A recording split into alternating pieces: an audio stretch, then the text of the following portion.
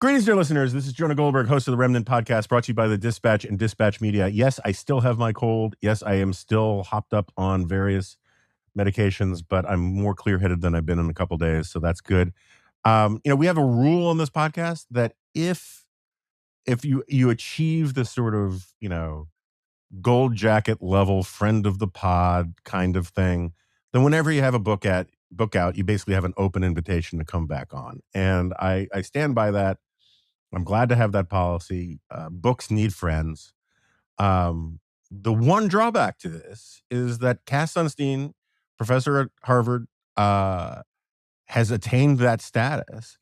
And the thing is, he comes out with a new book every 20 minutes. So it's a little bit of attention, but so far it's always paid off. And so we're glad to have him back. If you don't know, Cass is the Robert Walmsley University professor at Harvard. He's the founder and director of the program on behavioral economics and public policy at the Harvard Law School.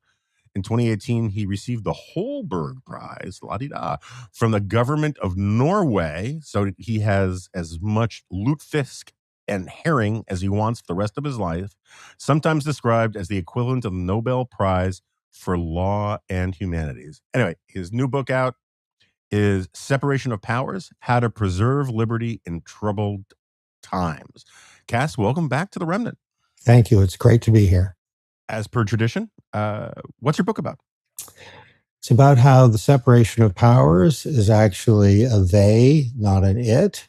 It's 6 separation of powers, not one. Each is associated with liberty. Each is associated with self-government, but they're all different. To give you a flavor, here's one. Courts may not exercise legislative power. Here's another. Congress may not exercise executive power. And there are 6 of them. Okay. I'm going to come at this from a weird angle because I've wanted to ask you about this for a while. I have decided that I'm basically done with all fancy, poetic, grandiose uses of the word democracy. I want democracy simply to mean elections and the competitive, fair elections. And the reason I've come to this conclusion is that once you start using these flowery metaphysical things about our democracy, there people sneak in things. Some things I think you probably like more than I do. You got more John Dewey in you than I have in me. But the whole point of democracy is not that it guarantees great outcomes, but it prevents really bad outcomes. It's a hedge against the worst alternatives because it lets you fire people. And it lets you have arguments about what the government is going to do, right? That's how I think people don't get that about democracy, but I think they kind of do get that about separation of powers. As it's there's nothing glorious or exciting about separation of powers. It's very practical, right? But it's actually very essential. So why don't you, first of all, respond to my thing about democracy, but then secondly, sort of where does the idea of separation of powers come from in your telling? So I get that about democracy, and I agree people tend to smuggle into the idea of democracy things that aren't there. So associating democracy with elections, that's helpful and clarifying. And then we can say the fact that courts can't exercise legislative power is associated with, let's say, elections, because judges aren't elected. They have some electoral connection.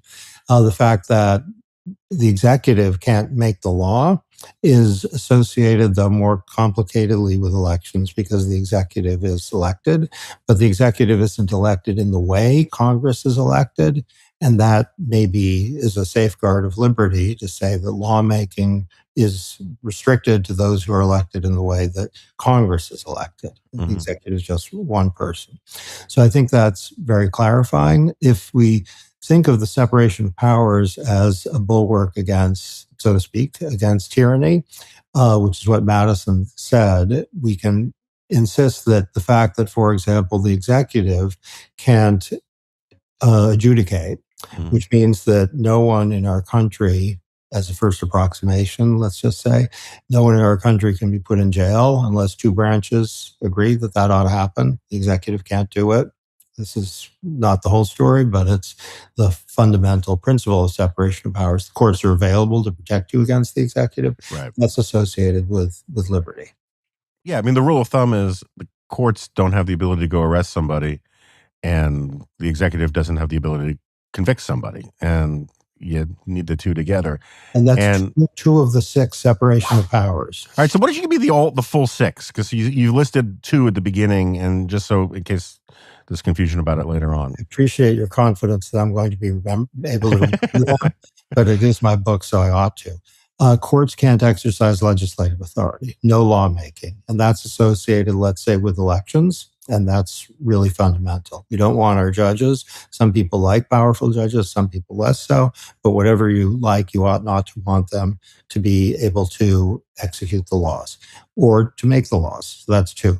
The Congress can't execute the laws, and that's really fundamental because Congress might make a law, and then the executive might say, okay, people who violated or arguably violated aren't going to be arrested. And that's a safeguard of freedom that we need 2 branches to get together to decide that people will be arrested. The legislature can't interpret the law, or at least is not the fundamental authority on the meaning of law. And Hamilton kind of nailed that in the Federalist Papers, that the legislature isn't in the most objective position to say whether the laws it enacts are constitutional. And it might not be in the best position even to say what the meaning of its laws are, because you and I are the ones who are the object of laws. And there might be an interpretation that's kind of the ordinary or natural one that a court can have access to that the enacting legislature might not have access to. So that's very important. The legislature can't interpret. That's fundamental to our system of, let's say, preservation of liberty. And then we arrive at the 2 that are my favorite, and I think should be the 20th and 21st century's favorite, if not necessarily the 18th and 19th, which is the executive can't make the law and the executive can't interpret the law. So the executive, of course, has a crack at interpretation, but it isn't authoritative. The courts are authoritative. And that means that there's, as we've discussed, a safeguard against the executive. The courts stand in the way. And the fundamental nature of that is maybe more vivid today than it was the day before yesterday, so to speak. It's really important, though it should be vivid every day of the week. And the executive needs the authority of Congress generally in order to do anything. So tariffs, you need Congress. Immigration stuff, you need Congress. Things involving the Clean Air Act, President Biden, you need Congress. School loan forgiveness, President Biden, you need Congress. And this is central to liberty. And it's also central to at least one conception, the founder's conception of what elections are all about. Not about giving one person the authority to make law. That's not our system, but allowing hundreds of people to get together in a process. The only thing I'd add a little bit, this is I think, important to our system of separation of powers, is that I agree with you, the word democracy can fog the mind. Mm-hmm. There's a 2-word thing, which is both fogging the mind and maybe taking some fogs away, which is ours is a deliberative democracy. And it's one in which what's prized is reason giving and a process of interacting and trying to figure out what to do, is supplementing accountability. So deliberative democracy with democracy, the foggy word in italics, emphasizes accountability. Deliberative democracy with deliberative in italics involves reason giving. And I want to stress the reason giving part because that's a safeguard against authoritarianism. Mm-hmm. A lot of people these days are saying, that if you have self-government, then the head of state, who's the one who's maybe got the closest connection to the electorate, gets to do what he wants. But that's not super deliberative. Reason giving is, not sure, one thing where I might like someone more than you is I might like Bob Dylan more than you. I'm not sure. But he said sometimes even the president of the United States has to stand naked. And I like thinking that's a metaphorical way, not of grossing us out, but of thinking he has to give reasons for his action, and they have to be not, I want to do it. So it's funny you bring this up. I mean, I want to get back to the political theory stuff, but I've now written this a couple times. It's become a sort of a recurring theme on this and some other podcasts I'm on. One of the reasons I really don't enjoy my job as much as I used to is I like arguments, right? I think arguments are really important. I think democracy is about disagreement, not about agreement. I like the deliberative part. And one of the things that frustrates me so much about the Trump administration is that they are actually nodding to your point about deliberative democracy, but they're hacking the system because almost all of the arguments that they give for what they're doing are pretextual. And then, but the actual motivation is the president wants to do it. And so, whether it's on the tariff stuff with state of emergency, and Trump lets the mask slip almost daily. Like yesterday, there was a clip going around of an interview he gave about why he raised Swiss tariff rates to 39% at some point. And he said, it's because the prime minister called me and, I didn't like his tone. And so, we were going to go with 15%, but we want 39% because I didn't like the way he was talking to me. And so the 2 points on that is one, Switzerland doesn't in fact have a prime minister, but two, that shows that it's actually not an emergency of any kind, which is the authority he is invoking. The entire Venezuela thing was a series of pretexts and lies about what he's doing at any given moment. And then the big reveal, it's actually about the oil. And you can do this on thing after thing after thing.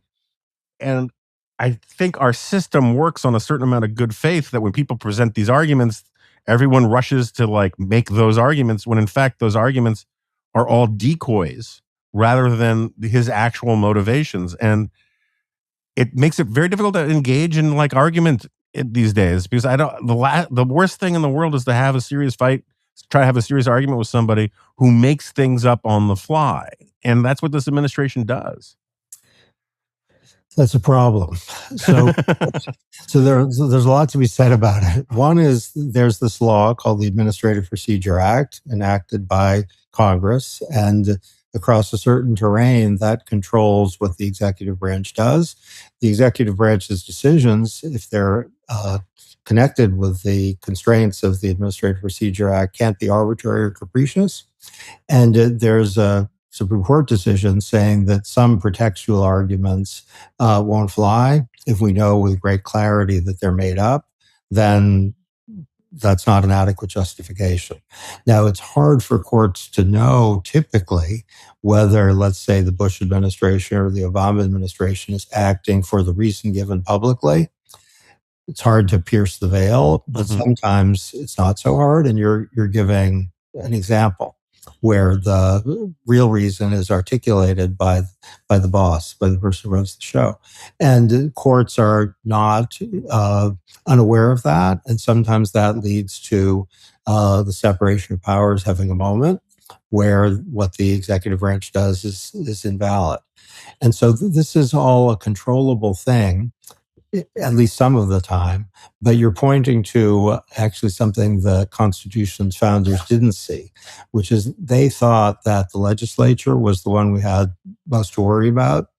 And it's increasingly clear, even if you love President Trump, a lot of people who love President Trump were extremely nervous about President Biden. And let's just honor that there's an institutional judgment there of the risks of someone who's one person who has a massive apparatus. I saw this in close up 3 times, just the unbelievably wide and deep power of the president. That's something the founders didn't adequately see. And whether the separation of powers is a sufficient barrier, that's a completely fair question now. Still, it is a barrier. And the fact that the president can't act typically without a congressional authorization, not always, but typically, and the fact that a pretextual justification, we're getting rid of something for reason X, and then it's clear the reason Y is the one, and the reason Y isn't legally legitimate. I can give you an example that from an area which I probably am more focused on than anyone involved directly or indirectly in this particular conversation, is cost-benefit analysis. And cost-benefit analysis, something President Reagan introduced as a kind of strategy for controlling the executive apparatus.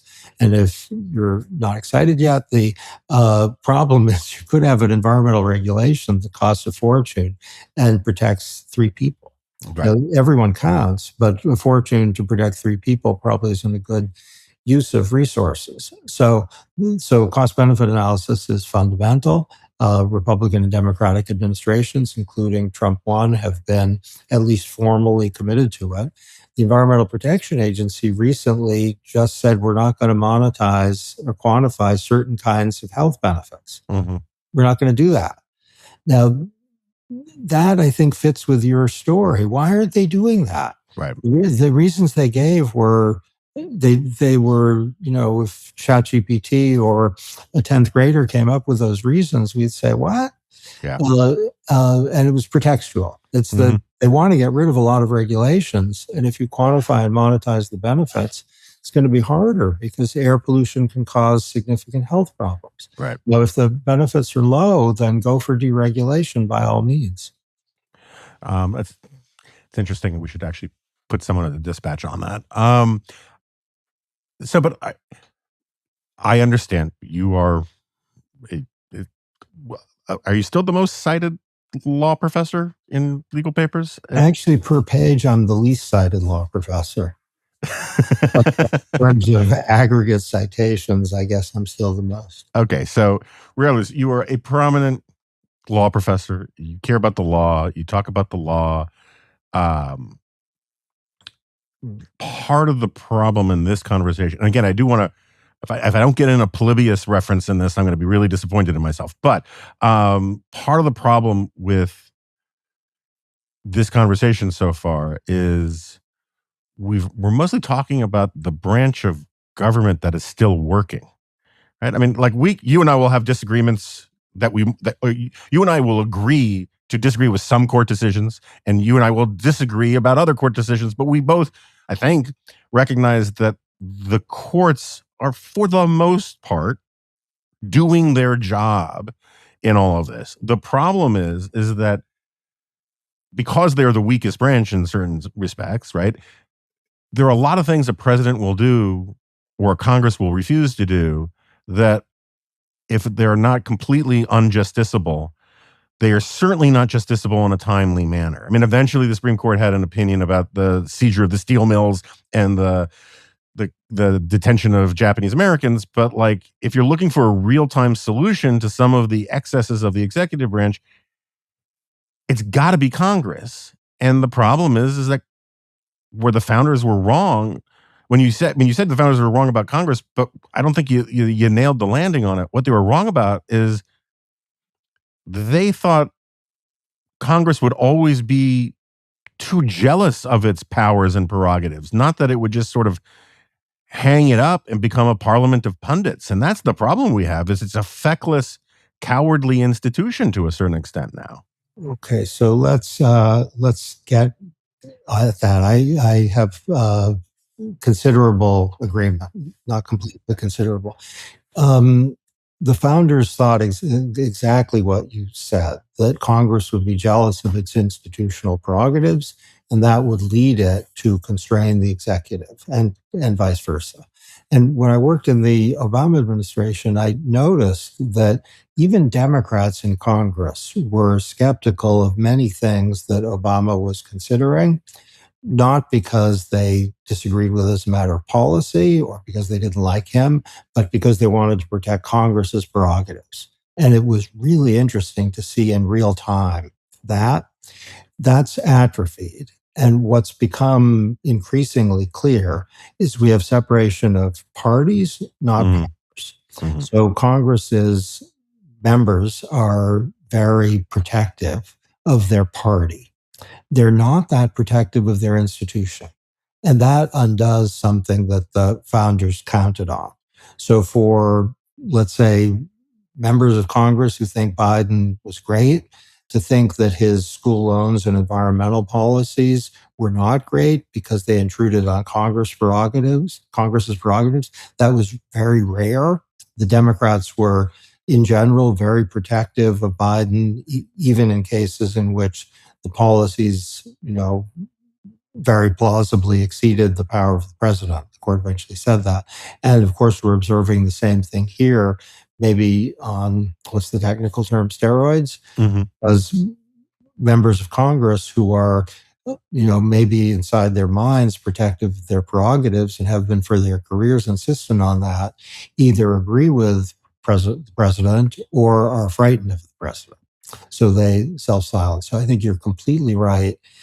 The kind of good thing is that even if Congress did speak out or enact legislation, this isn't so great, but the limits it can impose on the president are weaker than would be ideal.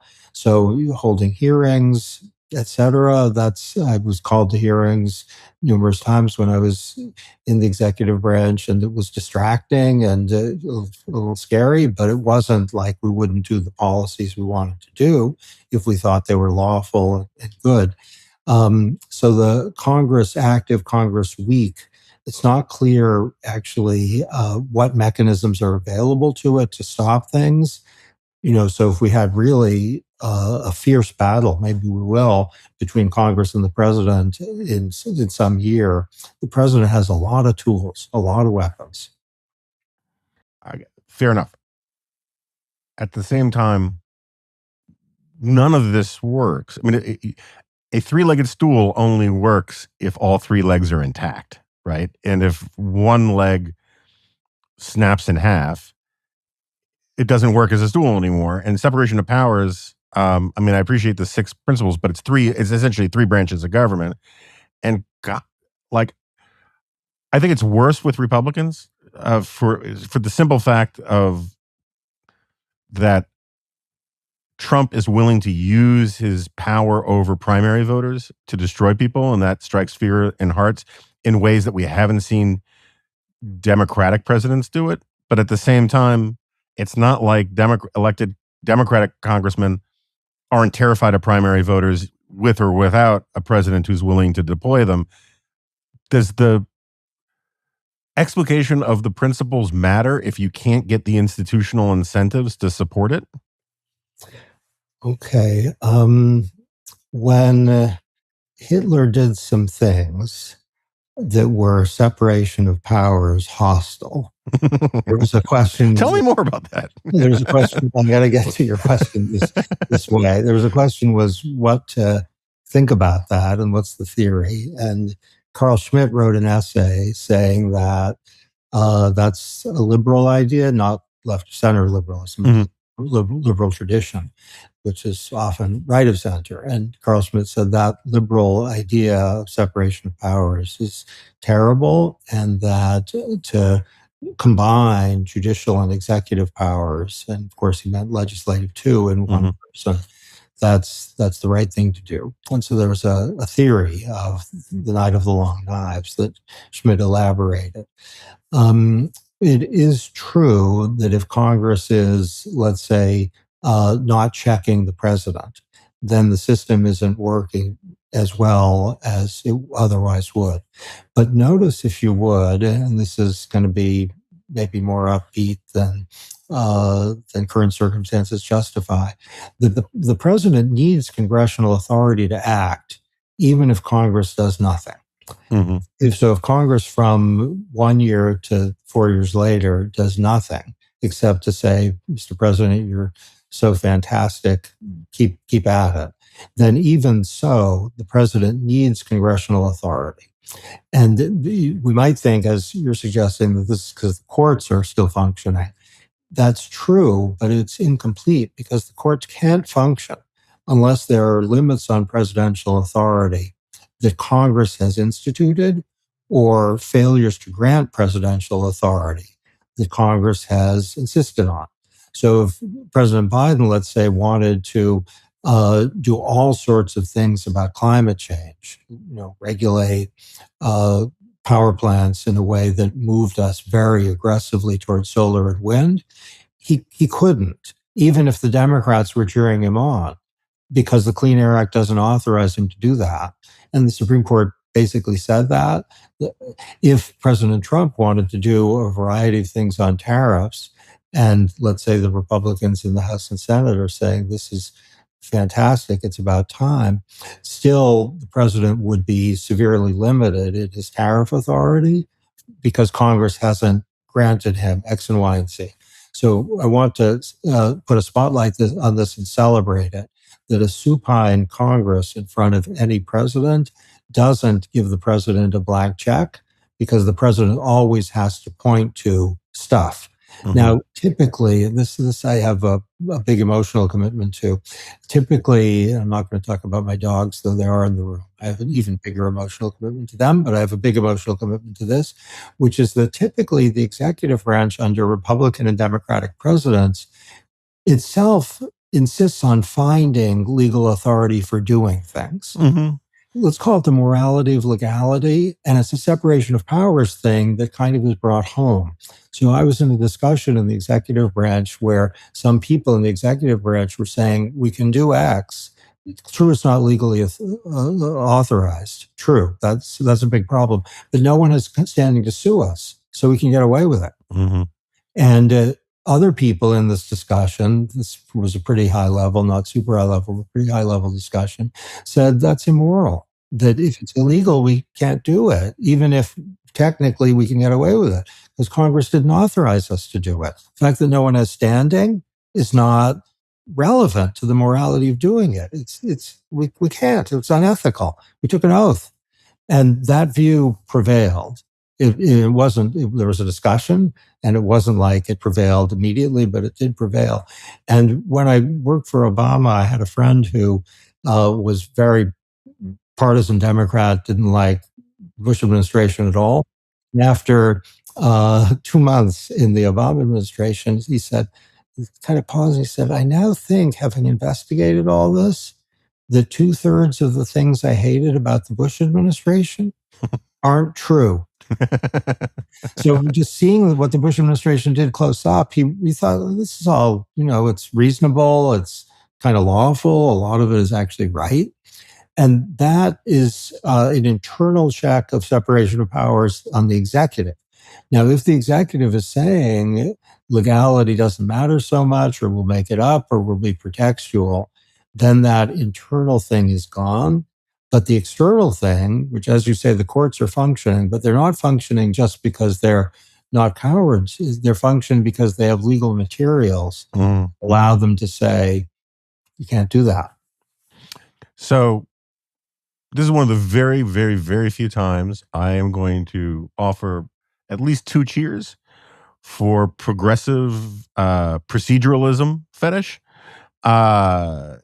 Insofar as I think, and I want to be clear, like I think the Bushies had this kind of ethos that you're talking about too, as your friend discovered and all that. I have no such confidence in this administration. We already see examples of them saying, well, no one has standing to sue, so we can get away with it. The lawlessness of refusing the TikTok ban, and then the ultimate deal, which does not actually comply with the law, that is not the ethos that you were talking about, right? And so I take your point that congressional inaction is a check in and of itself, sort of like a dead man switch. And I hadn't really thought about that, and I like it. But when you combine the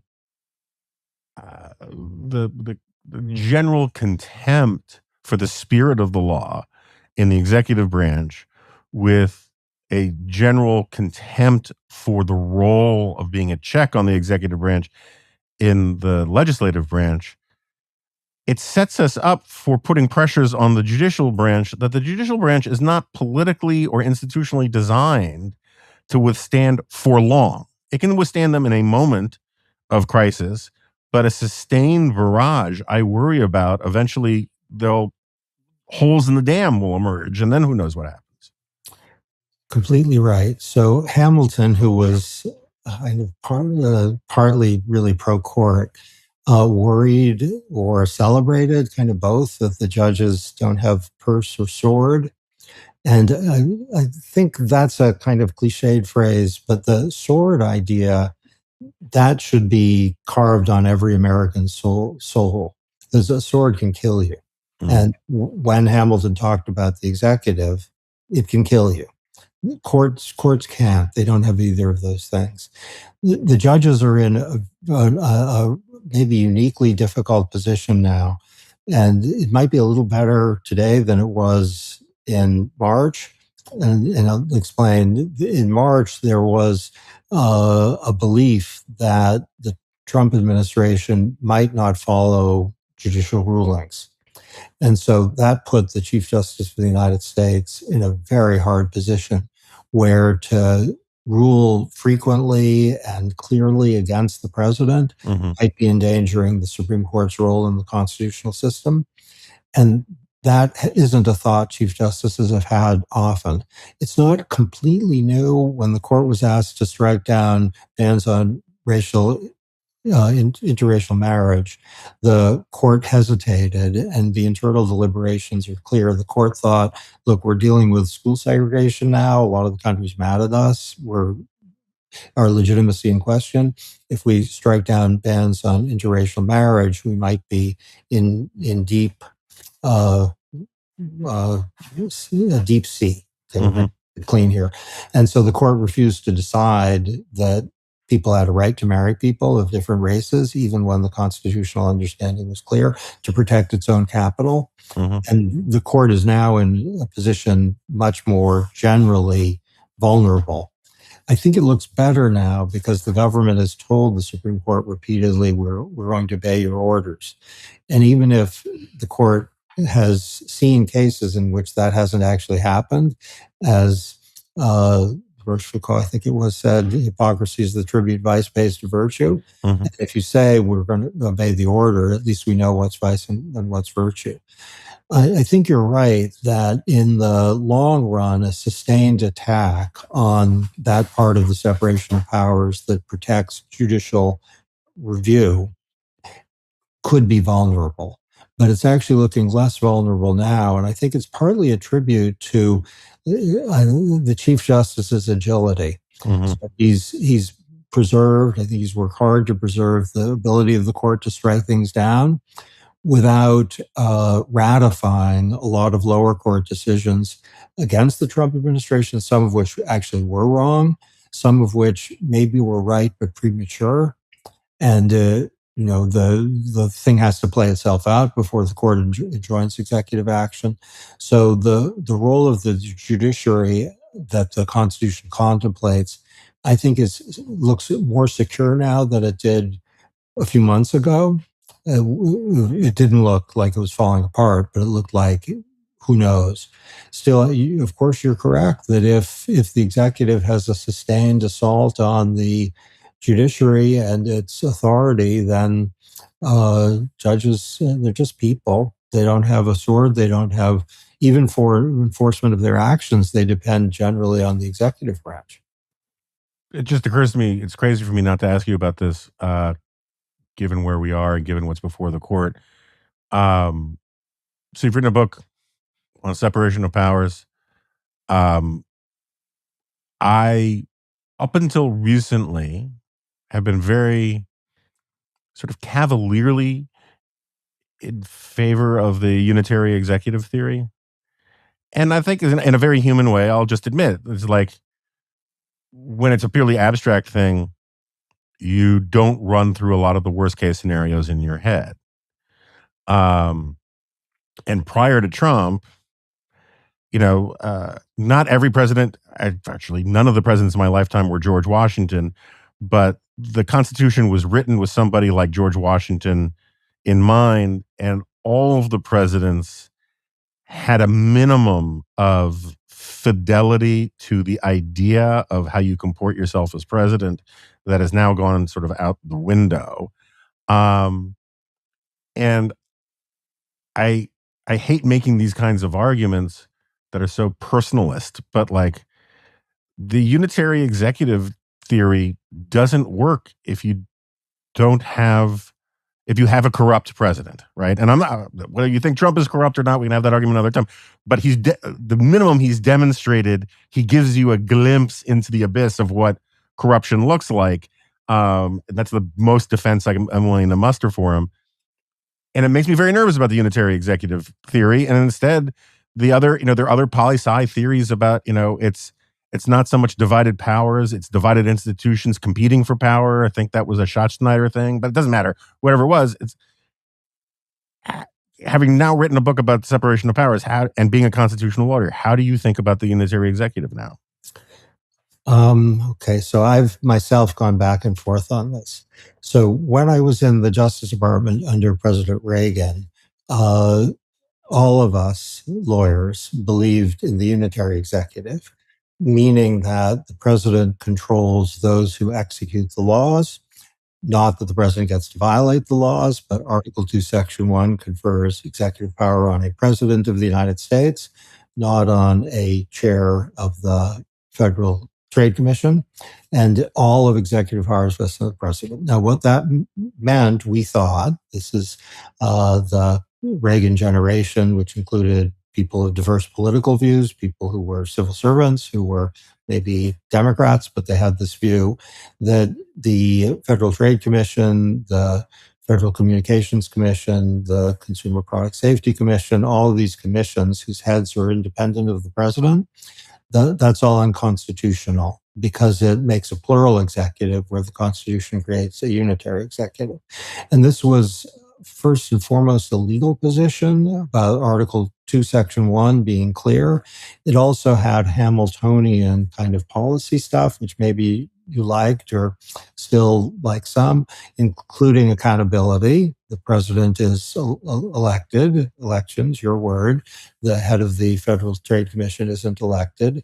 There's coordination and management capacity if all of the executive branches run through one person, and things can happen quickly. So if we have a plural executive, it might all be slowed down and messy, and people might not be rowing together, and then things are going to be awful. And so that's the plea for the unitary executive as a matter of constitutional text and structure. There are a couple of things to say that doubt it. One is it looks today as if we back in the Reagan administration didn't understand the founding well enough. So it's true that Article 2, Section 1 confers executive power on a president of the United States, but it doesn't clearly give the president the authority to remove everyone who exercises executive authority. So to say, for example, that the head of the Federal Reserve can be removed only for cause, the Constitution doesn't clearly say that's invalid. Right. So the skeptics about the unitary executive say if you look at the founding period, they thought Congress, under the Necessary and Proper Clause, had the authority to make some officials something other than at-will employees of the president. And there's a lot of historical support for that view. I now think what I didn't think, even maybe 10 years ago, which is that the strongly unitary picture of the founding settlement is inaccurate. That's not what they did. So that's a constitutional idea. And then we could say, to your point, that to have a Federal Reserve, for example, that's independent of the president is essential to, let's say, a modern economy, because otherwise the president could run the Federal Reserve in a way that fit his short-term political interests. So get the interest rate down right before the election, and you can have a party self-perpetuating by virtue of the president's control over the Federal Reserve's policy. Or you could say if the Federal Communications Commission is a presidential lackey, in the same way that, let's say, the Environmental Protection Agency rightly is, that is, the Environmental Protection Agency is a presidential agency. If the FCC has that role, then the communications sector is subject to presidential whatever, and that could violate or jeopardize our system of freedom of expression, where the president could punish enemies and reward friends. And maybe this isn't as wildly hypothetical as it once seemed. So I'm talking kind of constitutional and legal terms, but it's associated with your point that you could have a conception of whether the unitary presidency idea is a good one in a pragmatic way that's alert to institutional overreach or jeopardy of really important values that the framers held. And then you'd kind of be on precautionary grounds, less excited about the unitary executive than you once were. And I'm with you on that, not because of any particular president, but because it seems that the country's been served well by having a bunch of institutions. They're not political, free agents. The National Labor Relations Board is subject to Congress. All the laws that it has to implement are ones that it did not itself enact. The NLRB is subject to presidential something. The chair is appointed by the president.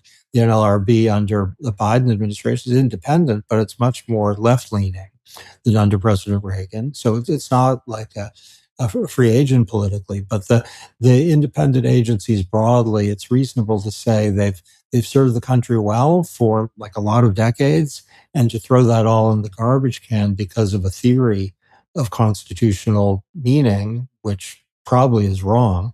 But even if it was right, there's something non-Burkean about that. Mm. So the Burke, who is a hero of my Separation of Powers book, is not for being in a grip of a theory. That is, the unitary executive is a theory, and to have a theory that overrides 90 years or so of pretty well functioning practice, that way frequently lies madness. So I'm glad you got to Burke, because I was going to bring up Burke on my own. Where the Venn diagram of Burke and Hayek overlaps is sort of my happy place. And, if you read Yuval, if you haven't read it, you should. Yuval Levin wrote a wonderful book about the debate between Burke and Thomas Paine. Wow. And Thomas Paine is all about first principles, knowable first principles, Enlightenment principles, and works logically, axiomatically.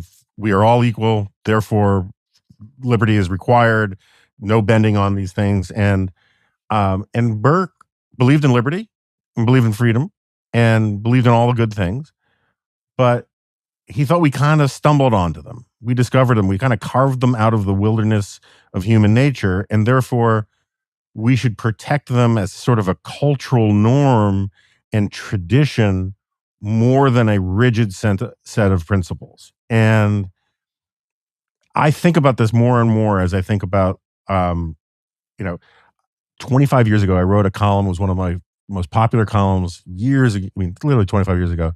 What was the most Burkean line from the movie Animal House? And the answer was, but sir, the Delta House has a long tradition of existence in the community. and so like with the Federal Reserve, I agree with the principle. I still think about the unitary executive. It can't live in this constitutional limbo. But I also believe that if I could snap my fingers, I would amend the Constitution to create the Federal Reserve pretty much as it exists right now, because it works. And if the Supreme Court can uphold colorably unconstitutional things because of reliance interests, the idea that we don't have a reliance interest on an independent, not absolutely independent, but an independent Fed strikes me as preposterous. And so, the whole point of Burke is any principle hits the point of diminishing returns. As George Will has written for 50 years, up to a point is the essence of Burkeanism, right? And if the unitary executive theory tells me that presidents, forget Donald Trump, but that presidents from here on out get to set interest rates through sheer force of will, then the theory's an ass, right? I mean, like, to paraphrase Dickens. I mean, that's sort of how I'm coming around to it. And I hate that I've had to sort of come around this way, but that's how I kind of feel about it. Yeah, the Supreme Court's with you. And it's one of the most intriguing kind of paragraphs, I think, in the history of the Supreme Court, where the Supreme Court, in a recent case that was kind of tentative, gave a strong signal that it's going to go for the unitary executive approach. Mm-hmm. But it said the Fed is different.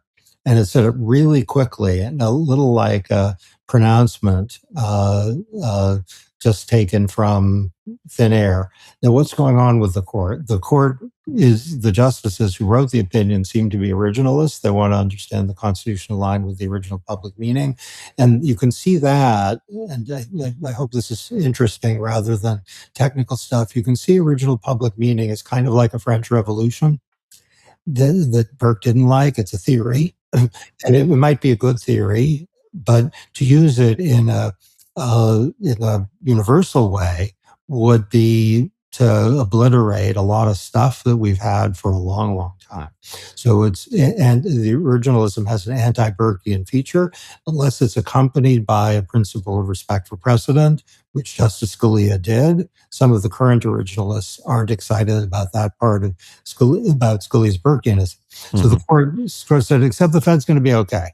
And it tried to be originalist. It said something like, well, we had banks early on. They had a degree of independence. So the Federal Reserve is continuous with our old banks from the founding period. That's probably false. It's probably a desperate effort to square originalism with preservation of the independence of the Fed. So what's probably going on there is something either like Burkeanism on the court's part, unacknowledged Burkeanism, or something like a strong, we have to consider consequences.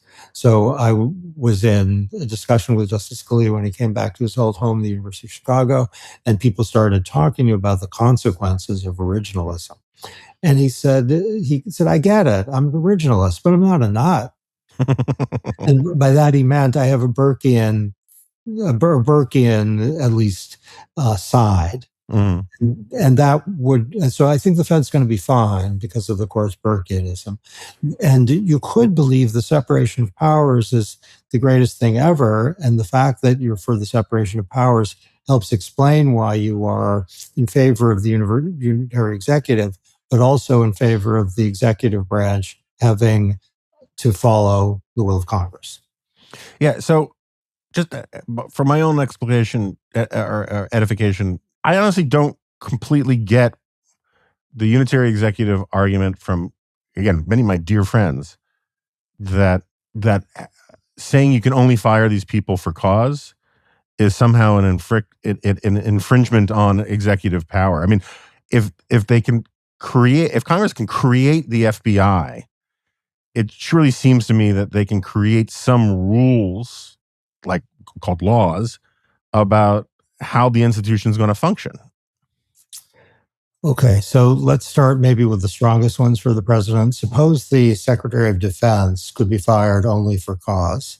And suppose for cause meant, inefficiency in performance or corruption or not showing up, something like that. Then the president would be able to say, I think reasonably, I can't oversee the Defense Department if I can't fire the Secretary of Defense because his policy views are terrible. I'm lights. I'm the commander-in-chief. I have to be able to tell the Secretary of Defense, you're going to lose your job unless you follow my policy directions. When I was working for President Obama, there was one cabinet head who was going in a direction that he didn't love very much, and people were emphasizing to him that the cabinet head was going in a direction that he didn't love so much. And he said, doesn't that person work for me? Which was, he was saying that, I'm the one who was elected, and if the policy goes a way that I don't like, that's a legitimate reason for discharge. Mm-hmm. And if there's a for cause restriction in there, then the Secretary of Defense, the Secretary of State, the Attorney General are to a large extent free agents. Right. And the claim is that if executive power is vested in a president of the United States, then not in the Secretary of Defense, not in the Secretary of State. So for cause, if it meant policy control, if it broadly meant that, then might be compatible with the vesting of executive power in a president. But for causes typically meant, this is before the Supreme Court now, it's typically meant to limit the president's policy authority over the person. And if you can't have policy authority over the person, then that person is splitting part of the executive power out of president onto someone else. And that, I think, is a legitimate objection. I think for cabinet secretaries, that is very persuasive to me. But the head of the Federal Reserve, it's not like by design, he's not supposed to be taking orders from the president. That's the way the place was set up. I just find it less compelling on supposedly, and I get it. If it's an independent agency, where does it fall in the Constitution? I get the arguments of the interior executive, but it feels to me like Congress has the authority as the supreme branch to create these sorts of things that are fairly immune, not necessarily to presidential power, but to presidential politics. And your view has support from historians of the founding period. So I thought maybe 15 years ago that view was not wildly unsupportable, but was very difficult to support. The trend, we're learning more because historians are being extremely careful about looking at congressional practice and looking at voting patterns with respect to what Congress can do to constrain the president. And they're kind of they've moved in the direction you're suggesting.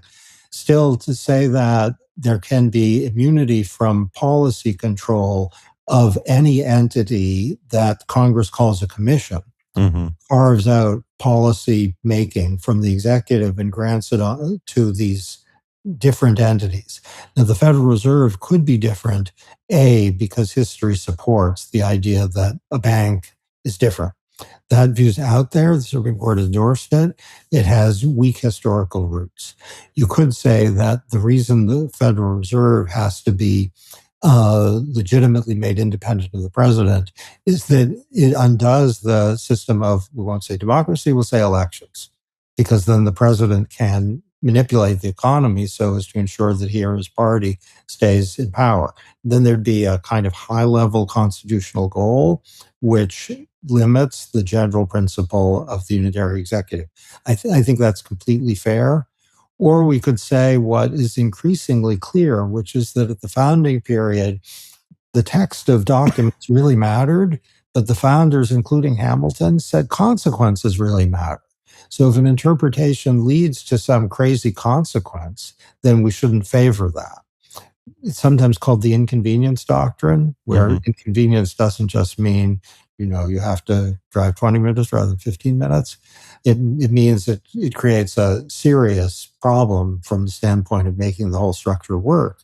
And this is a way of saying that if the consequences, your point about the consequences of making the Fed part of the unitary executive would be horrific, that's legitimately taken on board as part of interpretation. And I think that's what's actually going on in the Supreme Court. That the paragraph, the intriguing paragraph, which says the Fed is different, the text of it is a reference to history and the early banks, the first and second bank in the United States. But the music of that paragraph is a howl. Yeah. Okay, so I began with my highfalutin thing about how democracy should mean elections because people smuggle in stuff. I can give you lots of examples from the left that I do not like smuggling into democracy, but given the moment we're in, I'll use one that I think every president I'm aware of since Jackson has used, is the concept of a mandate. I think mandates are garbage. Insofar as, look, there's a colloquial use of the word mandate. Like, this is why I got elected, right? So I'm going to try and do this. I owe it to the people who voted for me, blah, blah, blah. I get it. That's fine. A conversational use of the word is fine. But you get especially from Jackson, from Wilson, and from Donald Trump's homunculus, Steve Miller, you get this understanding of mandate is almost in a German sense, that it is the Volksgemeinschaft, that the president is the only figure who's elected by all of the nation, and therefore they have a greater legitimacy to pursue their ends than any of these Lilliputians in Congress. And I think that's I can't say it's undemocratic, because democratic means so much to many people. It's a deeply un-Republican view, and it's a deeply un-American view, because the senator from California or New York who was elected in 2024 was elected to oppose Trump to a certain extent. They have every bit as much of a mandate or whatever. Like the mandate is you get the job. Now you get to try and do the job as laid out in the Constitution, and then you have to deal with other people who were elected too to figure out how you do it. And first of all, what do you think about that concept of mandate? But second of all, I'm on a big hobby horse these days, is that we need to revive the word small r Republican, because there are other equities, there are other priorities. The Bill of Rights is more important in some ways than a lot of the things we call democracy.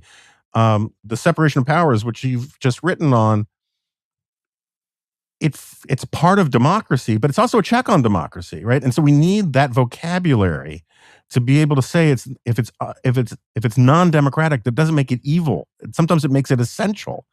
And so, do you have any like constructive suggestions for how we sort of, is there and therefore what chapter to the book that we should be talking about? Yeah, okay, that's great. There's a lot there. So there's a view out there that the left and the right occasionally each hold, which is that democracy and liberalism are in tension, and liberals sometimes reveal themselves as not democratic by speaking of constraints on the outcome of electoral processes. Now, that's, I think, rhetorically more forceful than it is helpful. So you might think that, yes, we believe in elections, but we also believe in freedom of speech and property rights.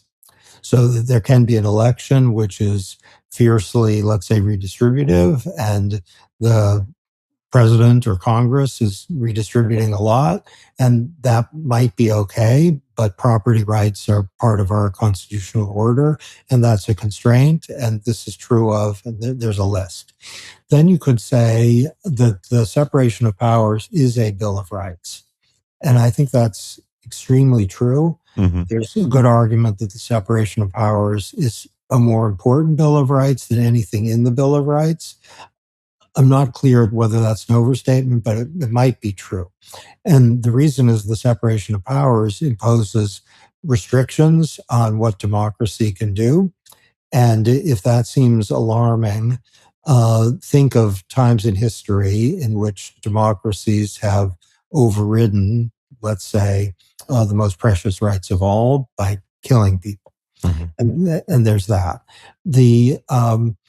Some anti-liberals who celebrate Hungary, for example, think that Orban has a democratic mandate and that his deliberate illiberalism is mandatory or justified, and the liberals stand revealed as hypocrites or fair weather friends of democracy because they don't like Orban. I think this is all unfair to our system.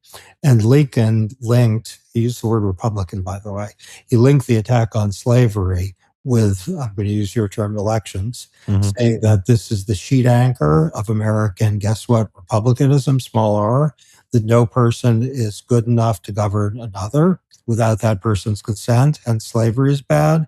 And that's what our system is about. We govern ourselves. And that leads to rights as well. I'm pausing over, I love what you're saying about mandate. Some of it's really self-serving. Yes, there's some presidents I know who either they or their staffs have a list of campaign promises. So what are our campaign commitments? And I remember in one administration that I worked, there were some campaign commitments that I thought it would not be a good idea to carry through on. They weren't in the interest of the American people. And sometimes those arguments were convincing within the White House apparatus, but they're always an uphill battle. Because if it's a campaign commitment, then people, especially people who are involved in the campaign, think we promised, we have to do it. And there's that. So the mandate argument, I think, is best for specific campaign commitments. But your point is right that there's not unanimity. It might be that California and Ohio hate that campaign commitment, or it might be that 57% of the president's voters hated the commitment, but they like the other things. Or it might be it was a campaign commitment, but on reflection, it's a terrible idea, so you shouldn't do it. So the idea of a mandate sounds a little like, let's say, it's a little too 1930s. And so... it's the phrase you hear all the time, again, completely bipartisan point. The phrase you hear all the time is the American people voted for so-and-so. And they're whatever President so and so. Well, no, they didn't. Like a subset of the American people voted for the president over or against the other president, against the other candidate. I mean, there's a lot of voting in opposition to the other team rather than for your own team, and it drives me absolutely crazy. After January 6th, the argument that impeaching Donald Trump would be a slap in the face of the 74 million people who voted for him. It was like, well, the 74 million people didn't vote for what he did on January 6th. And even if they did, so what? I mean, like this idea of imbuing this sort of metaphysical power to election. But I liked at the very beginning of the conversation, you said something along the lines of, you can't even know why Congress passed a given piece of legislation. And I think this is a really important point in that I think of it as like prices in the Hayekian sense. It's like a loaf of bread costs $1.50, whatever the price is, because of rains in Suriname and a weevil epidemic in Alabama and because of oil prices in Canada. And you can't figure it out. No one knows, it's the I-pencil argument. No one knows exactly what reached that point of the price. There are people who were motivated by all sorts of narrow interests to pass a piece of legislation that have nothing to do with the public arguments about them. The only thing you can go with are the public arguments and the actual text of a thing. The Trump administration got itself in a huge amount of trouble for thinking that Hispanic, non-college educated mechanics in swing states voted for the complete MAGA agenda. And now they're all abandoning him. The logic of thinking that an election guarantees you total sort of romantic 19th century control over this undifferentiated blob of people destroys political agenda. It destroys administrations. It misleads the public. The public that believes that stuff then feels betrayed when all it is this transaction thing about saying, I think this guy should have a chance to do this job for a little while. And if he doesn't do it well, we'll fire him and replace him with somebody else. I mean, demystifying a lot of this stuff would be in everybody's interest. You're right. So if I'm going to try to give the best case I can for the other side. So if President Trump came into office and said, there are two things I'm going to prioritize. One is open borders, because we need more people in, and I'm going to, ensure that illegal aliens get asylum as much as possible, and I'm going to try to, make our country something that is new and more, full of people who weren't born here. Let's say that's one initiative. And another initiative is I think inflation is actually a good thing because it's associated with self-control, whereas the prices go up, people aren't buying things that aren't good for them. And so inflation, I'm going to actually try to promote. I think it's associated with making America whatever again. I think it would have been fair for his voters to say, look, we put you in for two reasons. One is to get immigration. So there are some things that are core to the election. And I think it's fair for a president to say, these are things that the American people put me in office to handle. Immigration, is one and inflation is another. So there's a domain along which that's so. But to say, I am the receptacle of a mandate to do whatever I want, that would be ridiculous. All right, we are pressed up on time, and I could do this all day, but you have dogs who have needs, and I have deadlines afoot. Is there? I mean, I in one of my long-winded STEM wonder questions, I got at this, but just more bluntly, are there things that are in the realm of the possible we can do to shore up the principles of separations of power? Okay, so I think for each of us to be committed to institutional arrangements that compromise our political commitments is a really good thing.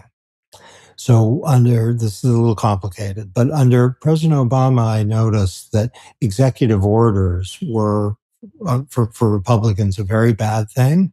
Executive orders, we're seeing so many executive orders. What kind of separation of powers system are we witnessing? And then under President Trump, there's no noise about executive orders from people who complained about that. So this is meant as a plea for firmness of commitment to enduring, this kind of Burkean point, enduring institutional constraints, regardless of whose ox is gored. And that has been a fantastic path for our country. It's part of what's kept us stable and free. And for each of us to do that. Now, to bring this to ground, to say that independent courts are something to admire, that if the judges strike down Biden's school loans, the Democrats should say, that's kind of good, even if I want the school loan policy to be implemented by Congress, and for the judiciary basically to be approved as essential. I think your point about Congress, this is something we've I think, legitimately mourned, which is Congress's fidelity often to the policy goals of the president. I think it's particularly not good now, but to encourage more profiles and encourage. Yeah, I mean, it's probably in the book, but James Harrington's explanation for how liberalism, separation of powers essentially is supposed to work, or liberalism is supposed to work, is the two kids cutting a cake. If one kid, if you can't trust the kids won't self-deal, so the deal is one kid can cut first, but then the other kid gets to choose which piece. And so the incentive is to be as fair as possible in the cutting, because you're not going to necessarily get the first choice. Or as Burke says, no man should be a judge in his own case. I mean, it's these basic sort of American principles I think Americans get, that they see the hypocrisy. They think the hypocrisy of the other side justifies their own hypocrisy. And you get into this spiral of the rules for thee, but not for me. And I don't see the light at the end of the tunnel quite yet on this. Well, we've had a lot of tunnel in the last whatever period. The fact that the system is holding as well as it is, as of at least this day, is a tribute to two things. First, a kind of Burkean culture, and second, institutional arrangements which are robust under pressure. But, institutional arrangements aren't always going to be robust under pressure. So what you really need is the, let's say, the tenacity of the American culture. To the American culture. Cass Sunstein, thank you so much for doing this. You are always welcome to come back, particularly when you have a new book out. So maybe next Thursday. And thank you again. Thank you. Great pleasure. Great to see you. Okay, Dr. Sunstein has left the studio. I hope people found that useful. I did. I'm on a kick on this kind of stuff lately of just, well, as I said in the thing, so democracy is good, but democracy is a hedge against bad outcomes, not a guarantee of good ones.